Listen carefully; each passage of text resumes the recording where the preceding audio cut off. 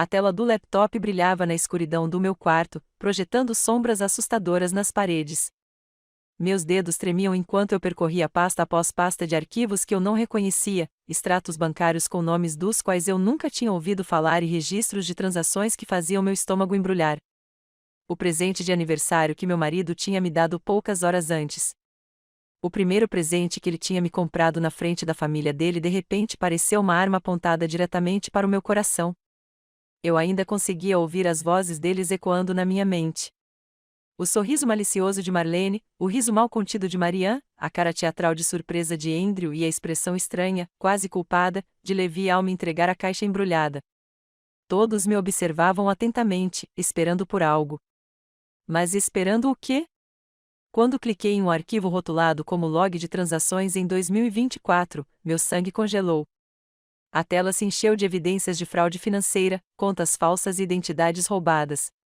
E, de acordo com os registros de data e hora, tudo isso acontecia naquele mesmo laptop. O laptop que agora estava em minha posse, o laptop que tinha minhas impressões digitais espalhadas por todo lugar. Bati a porta com força, meu coração batendo tão forte que pensei que fosse explodir no meu peito. No silêncio sufocante do meu quarto, um pensamento aterrorizante se cristalizou em minha mente. Eles não tinham me dado um presente.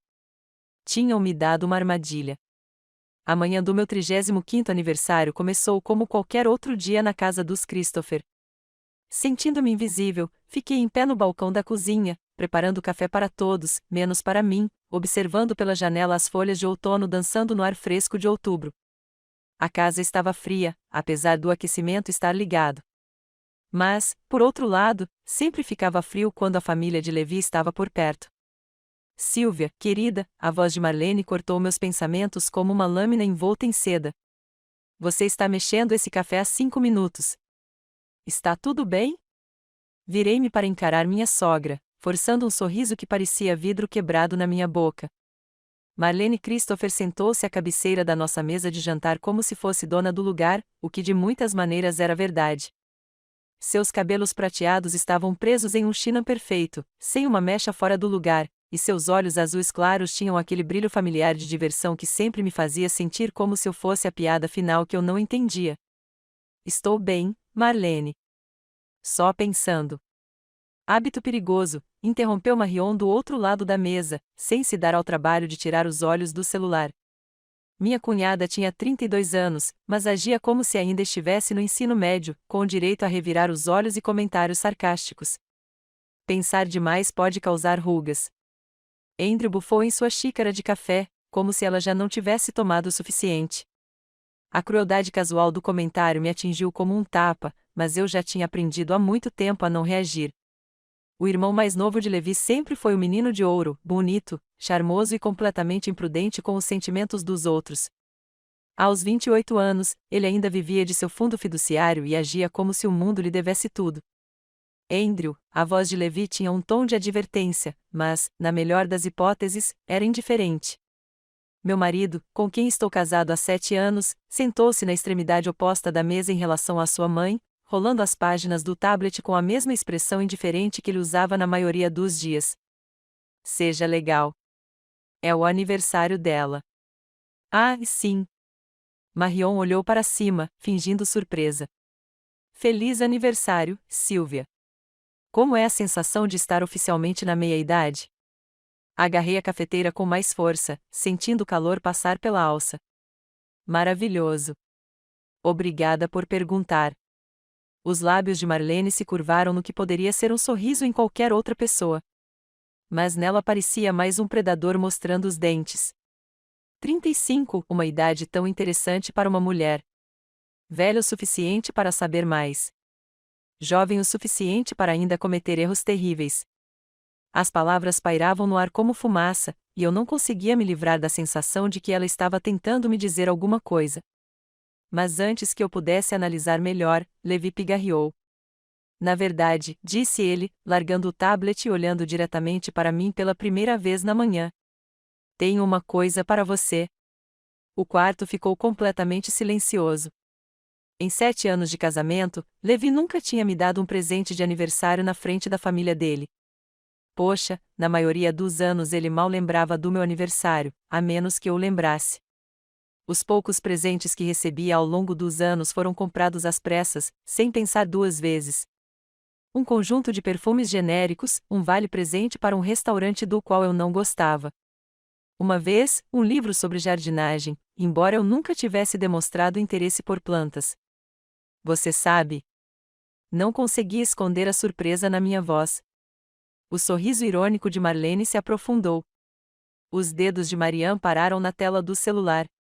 Andrew recostou-se na cadeira com uma expressão que não consegui decifrar, como se estivesse assistindo a um filme e já tivesse visto o final. Levi se levantou e foi até o armário do corredor, retornando com uma caixa de tamanho médio embrulhada em papel prateado. A tela do laptop brilhava na escuridão do meu quarto, projetando sombras assustadoras nas paredes. Meus dedos tremiam enquanto eu percorria pasta após pasta de arquivos que eu não reconhecia, extratos bancários com nomes dos quais eu nunca tinha ouvido falar e registros de transações que faziam meu estômago embrulhar. O presente de aniversário que meu marido tinha me dado poucas horas antes. O primeiro presente que ele tinha me comprado na frente da família dele de repente pareceu uma arma apontada diretamente para o meu coração. Eu ainda conseguia ouvir as vozes deles ecoando na minha mente. O sorriso malicioso de Marlene, o riso mal contido de Marianne, a cara teatral de surpresa de Andrew e a expressão estranha, quase culpada, de Levi ao me entregar a caixa embrulhada. Todos me observavam atentamente, esperando por algo. Mas esperando o quê? Quando cliquei em um arquivo rotulado como log de transações em 2024, meu sangue congelou. A tela se encheu de evidências de fraude financeira, contas falsas e identidades roubadas. E, de acordo com os registros de data e hora, tudo isso acontecia naquele mesmo laptop. O laptop que agora estava em minha posse, o laptop que tinha minhas impressões digitais espalhadas por todo lugar. Bati a porta com força, meu coração batendo tão forte que pensei que fosse explodir no meu peito. No silêncio sufocante do meu quarto, um pensamento aterrorizante se cristalizou em minha mente. Eles não tinham me dado um presente. Tinham me dado uma armadilha. A manhã do meu 35º aniversário começou como qualquer outro dia na casa dos Christopher. Sentindo-me invisível, fiquei em pé no balcão da cozinha, preparando café para todos, menos para mim, observando pela janela as folhas de outono dançando no ar fresco de outubro. A casa estava fria, apesar do aquecimento estar ligado. Mas, por outro lado, sempre ficava frio quando a família de Levi estava por perto. Sylvia, querida, a voz de Marlene cortou meus pensamentos como uma lâmina envolta em seda. Você está mexendo esse café há 5 minutos. Está tudo bem? Virei-me para encarar minha sogra, forçando um sorriso que parecia vidro quebrado na minha boca. Marlene Christopher sentou-se à cabeceira da nossa mesa de jantar como se fosse dona do lugar, o que de muitas maneiras era verdade. Seus cabelos prateados estavam presos em um china perfeito, sem uma mecha fora do lugar, e seus olhos azuis claros tinham aquele brilho familiar de diversão que sempre me fazia sentir como se eu fosse a piada final que eu não entendia. Estou bem, Marlene. Só pensando. Hábito perigoso, não perderia, disse Andrew, erguendo a xícara de café num brinde irônico. Por nada neste mundo. O resto da manhã passou em meio a uma confusão de conversas forçadas e olhares significativos dos quais não tive acesso. A família do Levi foi embora por volta do meio-dia. Todos me deram abraços excessivamente entusiasmados e me desejaram feliz aniversário, que mais pareciam avisos do que votos de felicidades. Depois que eles foram embora, encontrei Levi em seu escritório digitando em seu computador de mesa. Obrigada novamente pelo laptop, eu disse, parando na porta. Foi realmente uma surpresa. Ele não tirou os olhos da tela. Que bom que você gostou. Sim. Sim. Fiz uma pausa, procurando as palavras certas. É que você nunca me deu um presente na frente da sua família antes. Então, eu estava me perguntando por que agora. O que mudou? Finalmente, ele olhou para mim e, por um segundo, vi algo cintilar em seu rosto. Culpa, medo. Mas passou tão rápido que eu poderia ter imaginado. Um marido não pode comprar um presente de aniversário para sua esposa sem consultar um advogado de terceira categoria? O tom defensivo em sua voz me fez recuar. Claro, me desculpe. Eu não queria. Tudo bem, ele me interrompeu, já voltando para o computador. Apenas aproveite o laptop, ok? Acho que você vai achar muito educativo. Naquela noite, depois que Levi foi dormir, sentei-me no nosso quarto com o laptop no colo. Finalmente, pronta para explorar meu dom de verdade. A casa estava silenciosa, exceto pelo rangido ocasional de madeira se acomodando e pelo zumbido distante da geladeira no andar de baixo. Levantei a tampa e apertei o botão liga-desliga, observando a tela ganhar vida com um suave brilho azul. O processo de inicialização pareceu normal, embora eu tenha notado que demorou mais do que o esperado para uma máquina mais nova. Quando a área de trabalho finalmente apareceu, fui recebido com um papel de parede genérico e algumas pastas espalhadas pela tela. Minha excitação começou a diminuir quando olhei mais de perto para o laptop. Os arranhões nas laterais eram mais profundos do que eu pensava inicialmente, e várias teclas tinham letras quase completamente desgastadas. O trackpad tinha uma pequena rachadura no canto e, quando passei o dedo pela borda da tela, pude sentir que o revestimento plástico estava ligeiramente deformado. Não era um laptop reformado. Era o computador velho e muito usado de alguém. Tentei conter a decepção que me subiu à garganta. E daí se não fosse novidade? Levi ainda tinha pensado em mim, ainda tinha se esforçado. Isso tinha que contar alguma coisa, certo? Cliquei em uma das pastas na área de trabalho chamada Documentos. Lá dentro, havia dezenas de arquivos com nomes que eu não reconheci, planilhas com títulos enigmáticos como transferências de contas Q13 e banco de dados de clientes desatualizado. Abri uma aleatoriamente e me vi olhando para o que pareciam registros financeiros, mas não para nenhuma conta que eu reconhecesse. Franzindo a testa, fechei o arquivo e tentei outra pasta. Este estava rotulado como fotos e continha centenas de imagens, capturas de tela de sites de bancos, fotos de carteiras de identidade e o que pareciam ser documentos digitalizados. Nada disso fazia sentido para mim. Uma sensação de frio começou a me invadir o estômago. De quem era aquele laptop? E por que o Levi me deu com todas essas informações pessoais ainda guardadas? Fechei o laptop com um estalo, com as mãos tremendo levemente. Amanhã eu decidi. Amanhã eu perguntaria ao Levi sobre isso. Tinha que haver uma explicação razoável. Talvez ele tivesse comprado de alguém e não tivesse percebido que ainda havia dados. Talvez tenha sido um simples descuido.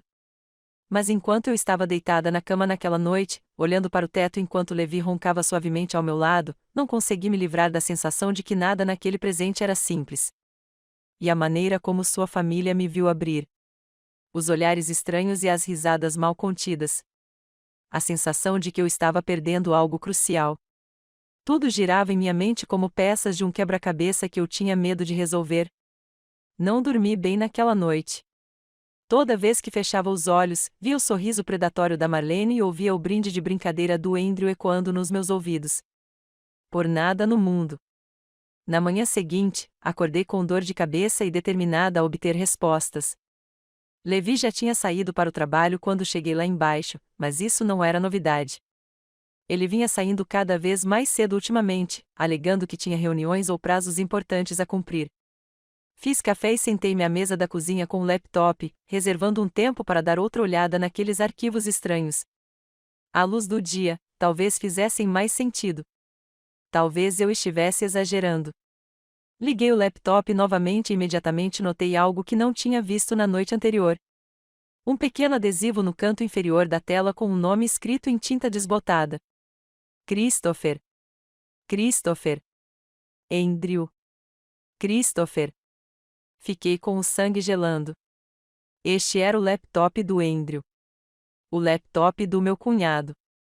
O mesmo Andrew que fez aquela cara estranha ontem e agiu como se estivesse fazendo alguma piada elaborada. Por que Levi me daria o laptop antigo de Andrews como presente de aniversário? Com dedos trêmulos, abri a pasta de documentos novamente e comecei a examinar os arquivos de forma mais sistemática. O que encontrei me embrulhou o estômago. Extratos bancários de contas das quais eu nunca tinha ouvido falar, registros de transações mostrando grandes somas de dinheiro sendo movimentadas entre diferentes contas e planilhas que pareciam rastrear algum tipo de esquema financeiro. Um arquivo chamou minha atenção, a Identity Database.x. Abri o aplicativo e me deparei com uma planilha contendo dezenas de nomes, endereços, números de previdência social e informações de contas bancárias. Nenhum dos nomes era familiar, mas o nível de detalhes era assustador. Não se tratava apenas de informações aleatórias. Tratava-se de um banco de dados cuidadosamente compilado de dados financeiros pessoais. Rolei a página para baixo, com o coração batendo mais forte a cada linha. Devia haver mais de 100 entradas, cada uma representando uma pessoa real cujas informações privadas haviam sido coletadas e catalogadas. Na parte inferior da planilha, encontrei uma coluna chamada Status com entradas como conta acessada, transferência concluída e fechada. Isso foi fraude, roubo de identidade em grande escala, e tudo aconteceu no laptop que agora estava no meu quarto, com minhas impressões digitais espalhadas por todo lugar. Bati o laptop e corri para o banheiro, mal conseguindo chegar ao vaso antes de vomitar. Minha mente estava acelerada tentando processar o que eu tinha acabado de ver. Andrew estava envolvido em algum tipo de esquema de fraude financeira e, de alguma forma, seu laptop acabou sendo meu presente de aniversário. Mas por quê? Por que me dariam isso? Joguei água fria no rosto e olhei meu reflexo no espelho. Minha pele estava pálida, meus olhos arregalados de medo e confusão.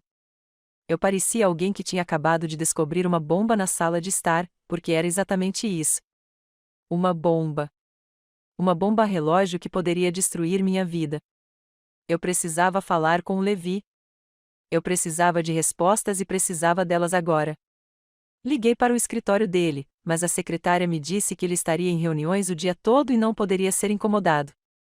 Tentei falar com o celular dele, mas caiu direto na caixa postal. Cada vez mais desesperado, liguei novamente uma hora depois. Sylvia. A voz de Levi soou tensa quando ele finalmente respondeu. O que houve? Estou no meio de algo importante. Preciso falar com você sobre o laptop, eu disse, tentando manter a voz firme. Tem arquivos nele. Isso não foi por telefone, ele me interrompeu bruscamente. Conversamos quando eu chegar em casa. Quando será isso? Houve uma pausa. Na verdade, vou passar na casa dos meus pais depois do trabalho. Jantar em família. Você não foi convidado. A crueldade casual daquela última declaração me atingiu como um golpe físico. Levi, isso é importante. Eu realmente preciso. Vai ter que esperar, ele disse e desligou. Fiquei olhando para o telefone na minha mão, sentindo-me mais sozinho do que há anos. Mas então uma ideia começou a tomar forma. Se Levi fosse para a casa dos pais, e se este laptop realmente pertencesse a Andrew, talvez eu devesse devolvê-lo diretamente a ele. Talvez eu pudesse obter algumas respostas sobre o que estava acontecendo. A propriedade da família Christopher ficava a apenas 20 minutos de carro da nossa casa. Estive lá inúmeras vezes ao longo dos anos para férias e reuniões familiares, embora nunca tenha me sentido bem-vindo. A imponente mansão colonial ocupava 2 hectares de terreno impecavelmente cuidado. Cercada por uma cerca de ferro podre que sempre me lembrou mais uma prisão do que um lar, estacionei no final da longa entrada e caminhei em direção à casa, segurando firmemente a bolsa do laptop. O ar de outubro estava fresco e trazia o aroma de folhas queimadas. Mas, em vez de ser reconfortante, me fez pensar em um funeral. Ao me aproximar da porta da frente, ouvi vozes vindas de dentro. As janelas estavam ligeiramente abertas, apesar do tempo frio, e o som das conversas se espalhava pelo ar da noite. Levantei a mão para bater, mas algo no tom das vozes me fez parar. Eles falavam em sussurros abafados e urgentes. O tipo de sussurro que as pessoas usam quando estão discutindo algo que não querem que seja ouvido.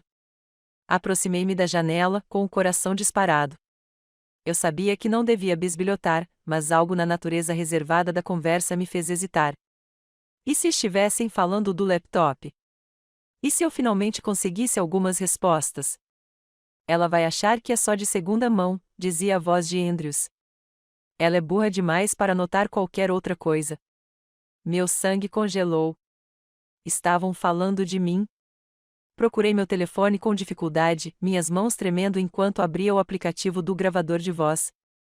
Não importa o que eles estivessem discutindo, eu tinha a sensação de que precisaria de provas. Se você não tivesse decidido dar um golpe nas pessoas desde o começo, a voz fria de Marlene cortou o ar. nós nem estaríamos aqui. Mas já que decidiu, o mínimo que poderia ter feito era esconder seus rastros direito. Esquecer de usar a VPN foi incrivelmente estúpido. Foi uma vez, mãe. A voz de Andrew estava na defensiva, quase choramingando. Uma vez eu esqueci de ligar. A polícia não pode provar nada mesmo. Relaxa. Outra voz se intrometeu. Marion, ninguém vai rastrear algumas contas falsas até você. E mesmo que descobrissem, o laptop não é mais seu, é? Minhas pernas pareciam que iam ceder. Encostei-me na parede da casa, tentando me manter escondida enquanto mantinha o celular posicionado para captar cada palavra. O aplicativo de gravação mostrou o ponto vermelho piscando constantemente. Escute. A voz de Levi fez meu coração parar completamente. Se a polícia bater na porta, não será por você, Andrew. Será por ela. Exatamente. A voz de Marianne estava cheia de cruel satisfação. O laptop está no quarto dela agora. Todos aqueles arquivos, todas aquelas evidências, eles vão pensar que é dela. A coitada da Sylvia finalmente pirou e decidiu ganhar dinheiro fácil. Mordi os nós dos dedos para não gritar. A traição foi tão completa, tão devastadora, que senti como se estivesse me afogando nela. Meu próprio marido, o homem que eu amei e em quem confio há 7 anos, estava me preparando para assumir a culpa pelos crimes do irmão dele. Ela nem vai entender, continuou Levi. E eu pude ouvir a indiferença em sua voz. Você sabe como ela é, provavelmente vai achar que é um presente legal e nunca vai olhar com muita atenção para o que tem nele. E se ela fizer isso? Perguntou Marlene. Então continuamos com a história, disse Andrew. Demos a ela um laptop de aniversário. Não tínhamos ideia do que havia nele. Ela mesma deve ter colocado aqueles arquivos lá. O melhor de tudo, acrescentou Marianne com uma risada que me arrepiou, é que ela tem enfrentado dificuldades financeiras com aquele negócio patético de escrita freelancer. Todo mundo sabe que ela está desesperada por dinheiro. Vai ser tão fácil acreditar que ela recorreu à fraude. Além disso, a voz de Levi se aproximava da janela, e eu me encostei ainda mais na parede. Ela anda estranha ultimamente, paranoica, fazendo perguntas demais. Se ela tentar alegar que armamos para ela, quem vai acreditar? A esposa instável com histórico de problemas de saúde mental, ou a respeitada família Christopher? Problemas de saúde mental? Fiz terapia para depressão depois do meu aborto espontâneo há 3 anos, mas nunca contei a ninguém, exceto ao Levi. O fato de ele estar planejando usar meu momento mais sombrio contra mim me fez sentir fisicamente mal. Quanto tempo vai demorar para a investigação começar? Perguntou Marlene. Podem ser semanas, podem ser meses, respondeu Andrew. Mas quando isso acontecer, todos os caminhos levarão direto àquele laptop. E esse laptop agora é legalmente dela. Temos testemunhas para provar que o demos a ela de presente. Perfeito. A voz de Marlene estava cheia de fria satisfação. Andrew limpa a bagunça dele, e nós nos livramos do nosso probleminha ao mesmo tempo. Um probleminha. Era isso que eu era para eles. 7 anos de casamento, 7 anos tentando me encaixar nesta família, 7 anos suportando suas crueldades sutis e comentários desdenhosos, e eu era apenas um probleminha a ser descartado. Ouvi passos se aproximando da frente da casa e percebi que eles estavam encerrando a conversa. Minhas mãos tremiam tanto que mal consegui parar a gravação, mas consegui salvar o arquivo antes de guardar meu telefone de volta no bolso. Movendo-me o mais silenciosamente possível, afastei-me da janela e voltei para o meu carro. Cada passo parecia levar uma eternidade, e eu ficava esperando ouvir a porta da frente se abrindo atrás de mim, ouvi-los chamando meu nome, ser pega no ato de descobrir sua traição. Mas consegui chegar ao meu carro sem ser visto. Fiquei sentado no banco do motorista por um longo momento, com o corpo inteiro tremendo de choque, raiva e medo. A gravação no meu celular era a prova da conspiração deles. Mas seria suficiente? Eles eram a família Christopher, ricos, respeitados, bem informados. Eu era apenas Sylvia, a esposa instável com problemas de saúde mental. Mas eu não ia desistir sem lutar. Liguei o carro e fui direto para a delegacia. Antes de continuarmos, escreva nos comentários de qual país você está assistindo a este vídeo. Adoramos saber de onde nossa família global está acompanhando. E se esta é a sua primeira vez neste canal, inscreva-se. Seu apoio nos ajuda a trazer ainda mais histórias épicas de vingança sobre a vida. Divirta-se ouvindo. A delegacia de polícia de Millbrook era um prédio baixo de tijolos que parecia ter sido construído na década de 1970 e não tinha sido reformado desde então. Luzes fluorescentes zumbiam no alto, lançando um brilho institucional severo em tudo. Sentei-me em uma cadeira de plástico desconfortável em frente à detetive Rebecca Torres, uma mulher de 40 anos com olhos gentis e cabelos grisalhos presos em um rabo de cavalo prático. Senhora Christopher, disse a detetive Torres, com uma voz gentil, mas profissional. Quero ter certeza de que entendi o que a senhora está me dizendo. A senhora acredita que seu marido e a família dele estão tentando incriminá-la por fraude financeira. Assenti, com as mãos firmemente entrelaçadas no colo para evitar que tremessem. Tenho provas. Gravei os dois falando sobre isso. Peguei meu telefone e toquei a gravação que fiz do lado de fora da casa de Christopher. O detetive Torres ouviu atentamente, ocasionalmente fazendo anotações em um bloco de notas amarelo. Quando a gravação terminou, ela se recostou na cadeira e me observou atentamente. Isso é certamente preocupante, disse ela. E você diz que o laptop em questão está atualmente em sua posse? Sim, está em casa. Trouxe comigo esta noite porque estava planejando devolvê-lo ao Andrew. Ele é meu cunhado. Mas então os ouvi conversando e percebi o que realmente estava acontecendo. Vou precisar ver aquele laptop, disse o detetive Torres. E preciso que você me explique exatamente o que encontrou nele. Nas próximas 2 horas, examinei tudo: os arquivos estranhos, o banco de dados de identidade, os registros bancários, as evidências de fraude que estavam espalhadas no antigo computador de Andrews. O detetive Torres tomou notas detalhadas e fez perguntas específicas sobre datas, horários e nomes de arquivos específicos. Senhora Christopher, disse ela finalmente, preciso perguntar se há alguma possibilidade de a senhora estar envolvida nessas atividades? Há alguma chance de ter usado este laptop para fins fraudulentos? A pergunta me atingiu como um tapa, mesmo eu já esperando por isso. Não, de jeito nenhum. Só recebi o laptop ontem e nunca vi nenhum desses arquivos antes. Mas você tem acesso às contas financeiras do seu marido. Alguns deles. Temos uma conta corrente conjunta, mas o Levi cuida da maior parte das nossas finanças. Ele diz: não sou bom com dinheiro. As palavras tinham um gosto amargo na minha boca quando as pronunciei. O detetive Torres fez outra anotação: vou ser sincero com a senhora, senhora Christopher. Esta é uma situação complexa. As evidências no laptop são certamente contundentes, mas provar quem as colocou lá e quando será desafiador. Sua gravação ajuda, mas um bom advogado de defesa pode argumentar que ela foi tirada do contexto ou que você manipulou a situação de alguma forma. Meu coração apertou. Então, você está dizendo que não há nada que você possa fazer? Estou dizendo que precisamos ser espertos sobre isso. Vou iniciar uma investigação sobre os crimes financeiros documentados naquele laptop. Enquanto isso, recomendo fortemente que você não volte para casa esta noite. O que você quer dizer? Se seu marido e a família dele perceberem que você descobriu o plano deles, eles podem tentar acelerar o processo. Podem alegar que você roubou o laptop ou que está agindo de forma errática. Seria melhor se você ficasse em um lugar seguro enquanto resolvemos isso. Senti um arrepio percorrer minha espinha. Eu nem tinha considerado que eles poderiam tentar me machucar fisicamente.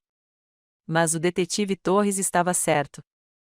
Se eles estavam dispostos a me incriminar por fraude, do que mais seriam capazes? Não tenho para onde ir, admiti. Não tenho amigos próximos, e minha família mora do outro lado do país. Há um abrigo para mulheres a uns 20 minutos daqui, disse a detetive Torres gentilmente. Não é só para casos de violência doméstica. Eles ajudam mulheres em todos os tipos de situações perigosas.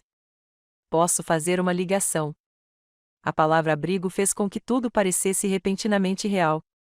Não se tratava apenas de um problema conjugal ou de uma disputa familiar. Era minha vida desmoronando em tempo real. Ok, sussurrei.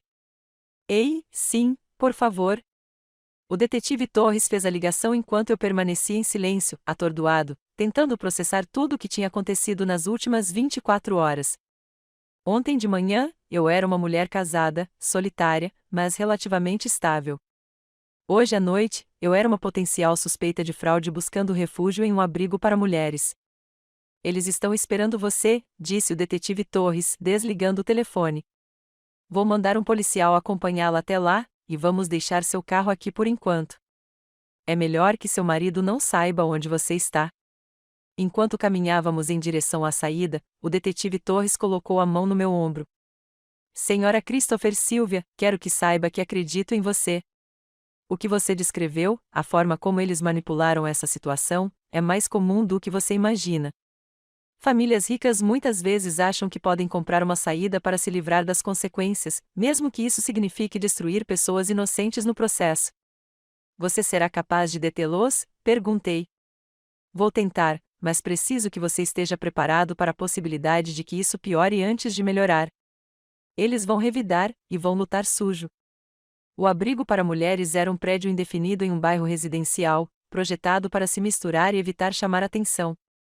A diretora, uma mulher chamada Carol, me recebeu na porta com um sorriso caloroso e uma xícara de chá. A detetive Torres me contou sobre a sua situação, disse Carol enquanto me levava a um quarto pequeno, mais limpo, com uma cama de solteiro e uma cômoda. Você está segura aqui. Ninguém pode te encontrar, a menos que você queira. Sentei-me na beira da cama, ainda segurando minha bolsa dentro da maleta do laptop. Não entendo como isso aconteceu. Como eu não previ isso? Carol sentou-se na única cadeira da sala, com uma expressão compassiva, mas não de pena. Manipulação é insidiosa. Acontece lentamente, com o tempo, até que você nem se reconhece mais. O fato de você ter descoberto o que eles estavam fazendo e tido a coragem de se manifestar. Isso exige uma força incrível. Não me sinto forte. Me sinto um idiota. Você não é um idiota. Você é vítima de um esquema muito bem calculado. Mas também é um sobrevivente. E é isso que importa agora. Naquela noite, fiquei deitado na cama estreita, olhando para o teto, com a mente a mil. Meu telefone não parava de vibrar desde que saí da delegacia. Ligações e mensagens de Levi, Marlene, Marianne e Andrew. Desliguei o som, mas conseguia ver a tela acendendo a cada poucos minutos. Finalmente, por volta da meia-noite, liguei o telefone novamente e ouvi as mensagens de voz. As primeiras eram de Levi, com a voz passando de confusa para preocupada e, finalmente, para irritada. Silvia, onde você está? Seu carro não está na garagem e você não atende o telefone. Me liga de volta. Silvia, isso é ridículo. Seja lá o que for, podemos conversar. Só volte para casa. Não sei que jogo você está jogando, mas não tem graça. As pessoas estão começando a se preocupar. Então veio a voz de Marlene, fria e controlada como sempre. Silvia, o querido Levi está bastante preocupado com você. Todos nós estamos. Por favor, ligue de volta para que possamos ter certeza de que você está segura. Mas foi a última mensagem que me fez gelar o sangue. A voz de Andrew não era mais o tom brincalhão e descuidado ao qual eu estava acostumado, mas algo mais sombrio e ameaçador. Silvia, não sei o que você pensa que está fazendo, mas precisa voltar para casa agora mesmo. Você tem algo que me pertence, e eu quero de volta. Não torne isso mais difícil do que o necessário. Apaguei todas as mensagens e desliguei o telefone novamente. Eles sabiam. De alguma forma, eles sabiam que eu havia descoberto o plano deles. Mas eu não era a mesma mulher que abriu aquele laptop 2 dias antes. Aquela mulher era ingênua, crédula, desesperada pela aprovação de pessoas que a viam como nada mais do que um bode expiatório conveniente. Essa mulher já estava cansada de ser vítima deles. Na manhã seguinte, vieram notícias que mudaram tudo. O detetive Torres ligou para o abrigo às 8 horas com uma atualização que fez minhas mãos tremerem enquanto eu segurava o telefone. Executamos um mandado de busca na sua casa esta manhã, disse ela. Seu marido não estava lá, mas encontramos algumas coisas muito interessantes. Que tipo de coisas? Documentos financeiros escondidos no escritório dele, extratos bancários de contas que correspondem a algumas das atividades fraudulentas no laptop. Ei, Silvia, encontramos evidências de que isso já acontece há mais de 2 anos. 2 anos. Lembrei-me de todas as vezes que Levi alegou estar trabalhando até tarde. De todos os telefonemas misteriosos que ele recebeu em outra sala. De todas as vezes que ele foi evasivo em relação a dinheiro. Os sinais estavam lá, mas eu estava confiante demais ou com medo demais para vê-los. Tem mais, continuou o detetive Torres. Entramos em contato com a unidade de crimes financeiros do FBI. O escopo desta fraude é muito maior do que pensávamos inicialmente. Estamos falando de milhões de dólares roubados de dezenas de vítimas. Milhões. Fiquei tonto. Seu cunhado não estava apenas aplicando um golpe pequeno. Era uma operação sofisticada envolvendo roubo de identidade, fraude bancária e lavagem de dinheiro. E com base nas evidências que encontramos, seu marido era um parceiro integral no esquema. A traição foi ainda mais profunda do que eu imaginava. Não era só o fato de Levi estar disposto a me incriminar. Ele vinha participando ativamente da destruição de vidas de pessoas inocentes há anos. O que acontece agora? Perguntei. Agora vamos construir um caso. A gravação que você fez é uma prova crucial, mas precisamos de mais. Precisamos rastrear o dinheiro, identificar todas as vítimas e comprovar a extensão total da operação. E eu? Ainda sou suspeito. Oficialmente, a investigação está em andamento, mas, cá entre nós, sua história se confirma. A cronologia não indica seu envolvimento. E as evidências apontam claramente para Andrew e Levi como os principais perpetradores. Senti uma onda de alívio tão intensa que me deixou em choque. Então, vou ficar bem. Você vai ficar bem, confirmou o detetive Torres. Mas, Sylvia, preciso te avisar. Eles vão tentar te desacreditar. Vão alegar que você é instável, que está mentindo, que está tentando incriminá-los. Você está preparada para isso?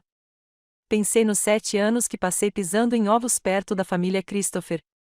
7 anos em que me fizeram sentir pequeno, estúpido e inútil. Pensei em todas as vezes em que duvidei de mim mesma, em todas as vezes em que me perguntei se talvez eu fosse realmente tão patética quanto me faziam sentir. Deixe-os tentar, eu disse, e fiquei surpreso com a dureza da minha voz. Tenho a verdade do meu lado. Nos dias seguintes, a investigação avançou rapidamente. O FBI apreendeu registros financeiros de vários bancos, congelou contas vinculadas ao esquema de fraude e iniciou o processo de identificação das vítimas. O noticiário local divulgou a história, embora tenha tido cuidado de não revelar nomes de suspeitos enquanto a investigação estava em andamento. Fiquei no abrigo, saindo apenas para reuniões com o detetive Torres e o promotor federal que havia sido designado para o caso. Carol tinha razão. Eu estava segura ali, invisível de uma forma que me protegia em vez de me diminuir. Mas na quinta-feira de manhã, tudo mudou. Eu estava tomando café da manhã no pequeno refeitório do abrigo quando Carol se aproximou de mim com uma expressão sombria. Sylvia, tem repórteres lá fora. Alguém vazou seu nome para a imprensa. Meu estômago embrulhou. O que eles estão dizendo? Que você é uma pessoa de interesse em uma grande investigação de fraude. Estão te chamando de viúva negra de Milbrow, alegando que você seduziu uma família rica e depois os roubou às cegas. Senti que ia vomitar, mas não é verdade. A polícia sabe que não é verdade. A polícia sabe, mas o público não. E a família do seu marido é muito boa em controlar narrativas. Carol tinha razão. Ao meio-dia, a história já estava em todos os lugares. Notícias locais, redes sociais e até mesmo alguns veículos de comunicação nacionais já haviam noticiado. A família Christopher claramente lançou uma campanha de mídia coordenada para me pintar como vilão. As manchetes eram brutais. Mulher local acusada de fraudar parentes. Casamento de conveniência vira crime. A fraude de Milbrow. Como uma mulher quase destruiu uma família. Cada artigo pintava o mesmo quadro.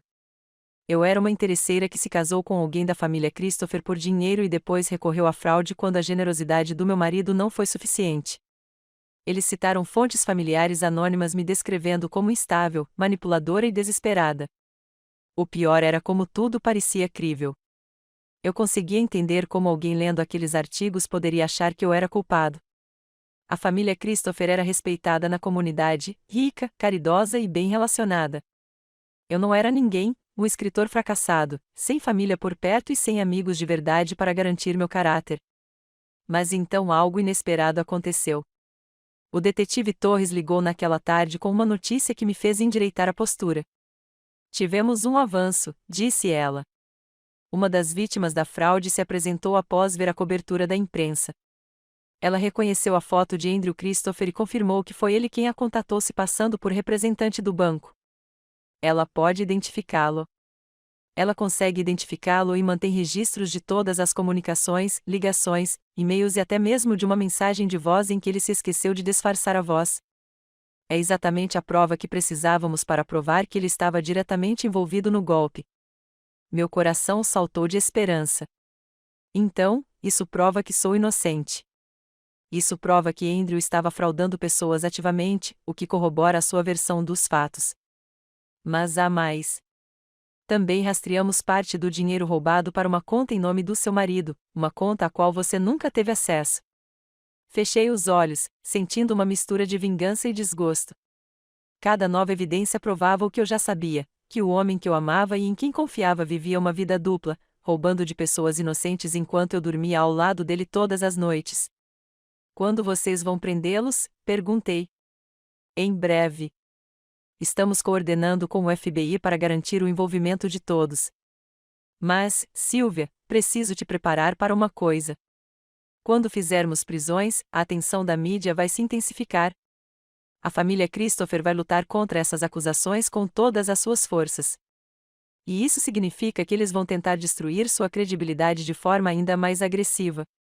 Eu entendo. Você quer? Porque a coisa vai ficar feia. Eles vão investigar cada aspecto da sua vida, cada erro que você já cometeu, cada momento de fraqueza. Vão tentar fazer você parecer um mentiroso e um criminoso. Pensei nas sessões de terapia depois do meu aborto espontâneo, na depressão que quase me engoliu por completo, nas dificuldades financeiras que me fizeram sentir um fracasso. Tudo isso seria trazido à tona e distorcido para servir à narrativa deles. Deixe-os, eu disse baixinho. Não sou a mesma pessoa de uma semana atrás. Não vou deixar que me intimidem e me obriguem a ficar em silêncio. Naquela noite, sentei-me no meu pequeno quarto no abrigo e tomei uma decisão que seria impensável apenas alguns dias antes. Eu ia lutar. Abri meu laptop de verdade, o antigo que eu usava para meu trabalho freelance, e comecei a escrever. Não os cuidadosos pedidos de desculpas que eu normalmente produzia, mas algo cru, honesto e raivoso. Escrevi sobre os 7 anos de manipulação psicológica, a constante diminuição da minha autoestima, a maneira como eles me fizeram sentir grato por resquícios de decência humana básica. Escrevi sobre a descoberta da fraude, a gravação que fiz e a maneira sistemática como eles planejaram destruir minha vida para se salvarem. Quando terminei, tinha uma redação de 30.000 palavras que expunha a verdade em detalhes implacáveis. Dei-lhe o título de A História Real, como a família Christopher tentou me incriminar por seus crimes. Postei em todas as plataformas de mídia social que consegui pensar, enviei para veículos de notícias locais e enviei por e-mail para os repórteres que estavam cobrindo a história. Em poucas horas, o assunto estava sendo compartilhado e discutido na internet. A resposta foi imediata e avassaladora. Chegaram mensagens de apoio de estranhos que reconheceram os padrões de manipulação que descrevi. Outras vítimas de fraude apresentaram suas próprias histórias. Jornalistas começaram a fazer perguntas mais duras sobre a versão da família Christopher dos eventos, mas a resposta da família foi rápida e cruel. Na manhã seguinte, eles divulgaram uma declaração por meio de seu advogado alegando que meu ensaio era a invenção desesperada de um indivíduo perturbado tentando evitar a responsabilidade por seus crimes. Eles produziram registros médicos das minhas sessões de terapia, obtidos de forma ilegal, e usaram meu diagnóstico de depressão para me retratar como mentalmente estável. Eles também entraram com um processo de difamação contra mim, pedindo milhões em danos pelo que alegaram serem declarações falsas e maliciosas que prejudicaram sua reputação. Eu estava sentado na sala comum do abrigo, lendo sobre o processo no meu celular, quando Carol se sentou ao meu lado. Como você está? Perguntou ela. Sinto como se estivesse me afogando, admiti. Eles têm tanto dinheiro, tanto poder. Como vou lutar contra eles? Da mesma forma que você tem lutado contra eles, disse Carol com firmeza. Com a verdade. Dinheiro e poder são armas formidáveis, mas não são invencíveis. E você não está mais sozinha nessa luta. Ele estava certo. O ensaio fez mais do que apenas contar a minha versão da história. Ele me conectou a uma comunidade de pessoas que entendiam o que eu estava passando. Sobreviventes de violência doméstica, vítimas de fraude, pessoas que foram vítimas de famílias poderosas. Elas compartilharam suas próprias histórias, ofereceram apoio e ajudaram a amplificar minha voz. Mais importante, o ensaio chamou a atenção de Ana Driel, uma jornalista investigativa especializada em expor corrupção entre famílias ricas. Naquela tarde, ela me procurou com uma oferta que fez meu coração disparar. Quero me aprofundar na família Christopher, disse ela durante nossa conversa telefônica. Não apenas no caso de fraude, mas em toda a sua história. Tenho a sensação de que esta não é a primeira vez que eles destroem alguém para se proteger. O que você quer dizer? Tenho feito uma pesquisa preliminar desde que seu ensaio viralizou. Há padrões aqui. Sócios que foram misteriosamente expulsos, funcionários que foram demitidos e depois processados para se manterem em silêncio, até mesmo uma ex-nora que desapareceu da vista do público após o divórcio de Andrew. Andrew foi casado anteriormente, brevemente, há cerca de 5 anos, com uma mulher chamada Glenda Hartwell. Ela pediu o divórcio, alegando abuso emocional, mas, de repente, desistiu de todos os seus pedidos e se mudou para o outro lado do país. Tentei entrar em contato com ela, mas ela não quer falar. Ela tem medo deles. A ideia de que havia outras vítimas, outras mulheres que haviam sido esmagadas pela máquina da família Christopher, me deixou enjoada. Mas também me deixou mais determinada do que nunca levar isso até o fim. O que você precisa de mim? Perguntei. Tudo. Cada detalhe que você consiga lembrar sobre o seu casamento, sobre a dinâmica familiar, sobre o modo como eles funcionam. Quero construir um quadro completo de quem essas pessoas realmente são. Nos dias seguintes, passei horas ao telefone com Ana, explicando a ela sobre 7 anos de casamento com Levi Christopher. Contei a ela sobre as humilhações sutis que tinham minado minha autoconfiança, a maneira como elas me isolaram de amigos e familiares, o controle financeiro que me tornou dependente delas. Também contei a ela sobre os bons momentos, porque houve alguns, especialmente no começo. Levi sabia ser charmoso quando queria, e houve momentos em que me senti genuinamente amada e valorizada. Essas memórias eram quase mais difíceis de falar do que o abuso porque me lembravam de como eu tinha sido completamente enganada. Ana era uma entrevistadora habilidosa, fazendo perguntas que me ajudaram a ver padrões que eu nunca havia notado antes. A maneira como Levi minava minha confiança antes de eventos importantes, fazendo com que eu me sentisse insegura demais para socializar com seus colegas ou amigos. A maneira como Marlene fazia comentários cortantes disfarçados de preocupação, sempre na frente dos outros, para que eu não pudesse responder sem parecer na defensiva. Eles são abusadores psicológicos clássicos, disse Ana após uma sessão particularmente difícil. Tudo o que eles faziam era planejado para fazer você duvidar de si mesmo, para fazer você sentir que precisava deles para sobreviver. Funcionou, eu disse baixinho. Por 7 anos, funcionou perfeitamente. Mas não mais. Você percebeu a manipulação final deles e teve a coragem de revidar.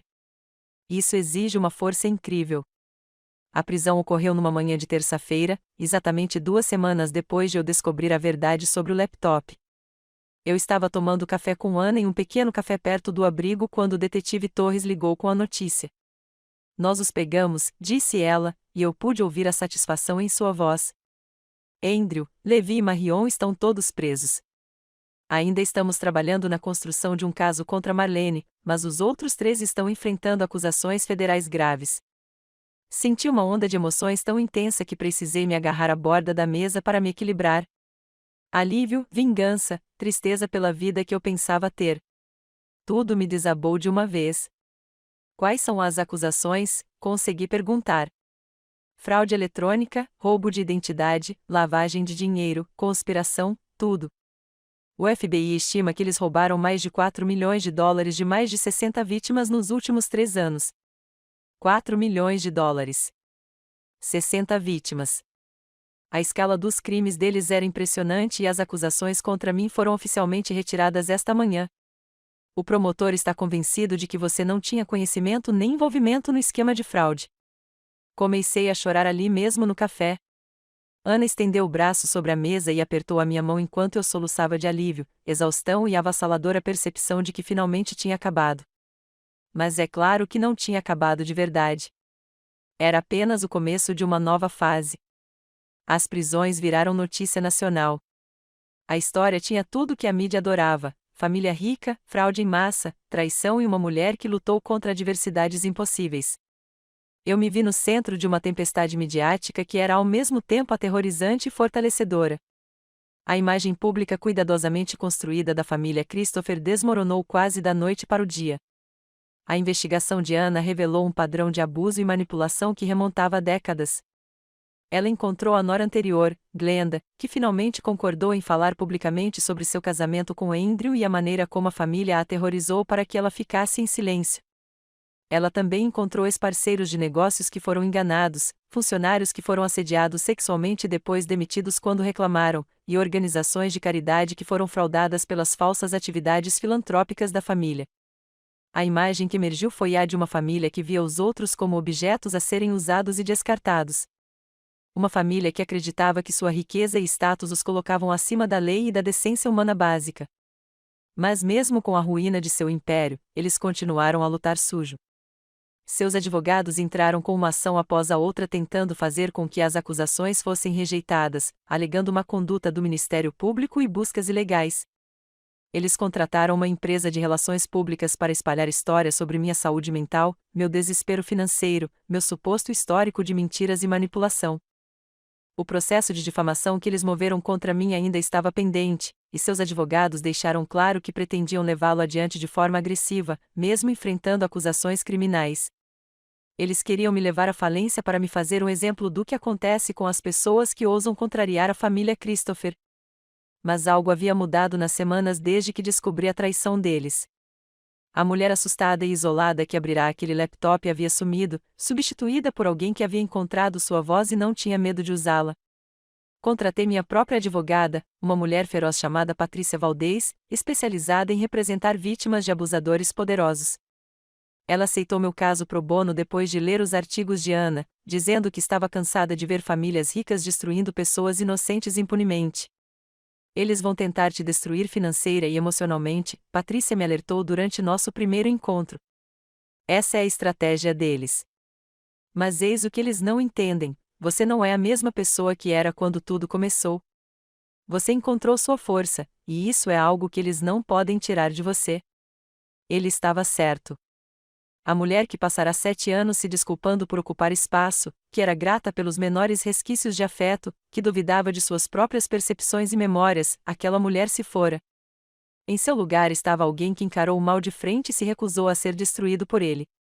O julgamento começou 6 meses depois. Àquela altura, o caso já havia se tornado símbolo de algo maior. A maneira como famílias ricas usam seu poder para abusar e explorar outras pessoas, seguras na certeza de que o dinheiro poderia comprá-las e livrá-las de quaisquer consequências.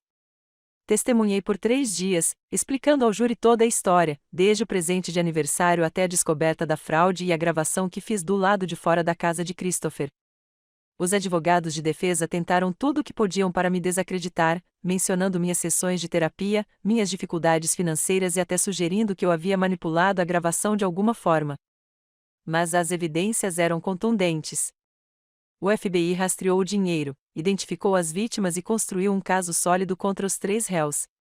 Minha gravação foi apenas uma peça de um enorme quebra-cabeça que pintou um quadro claro de sua culpa. Quando os veredictos saíram, declarando os 3 réus culpados de todas as acusações, senti algo que não sentia há anos.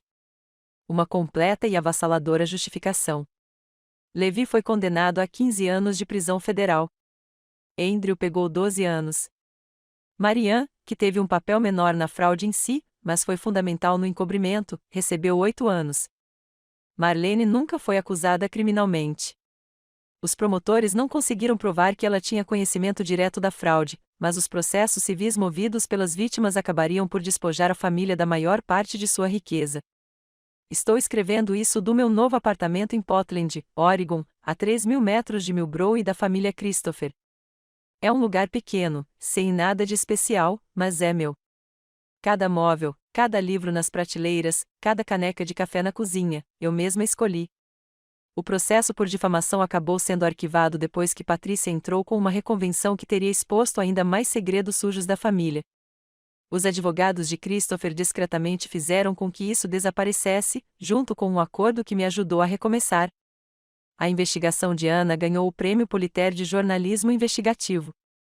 Sua série sobre a família Christopher levou à criação de uma força-tarefa federal para investigar crimes financeiros cometidos por famílias ricas, e vários outros casos semelhantes foram descobertos e processados.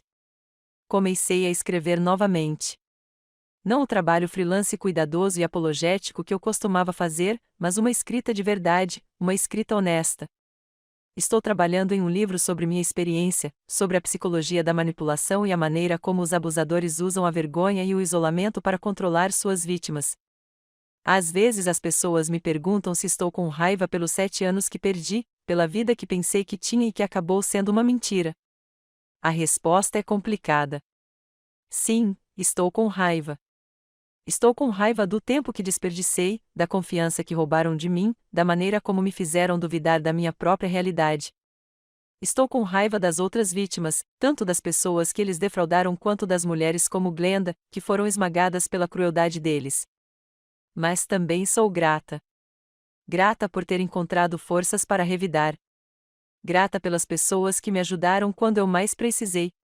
Grata pela oportunidade de reconstruir minha vida nos meus próprios termos.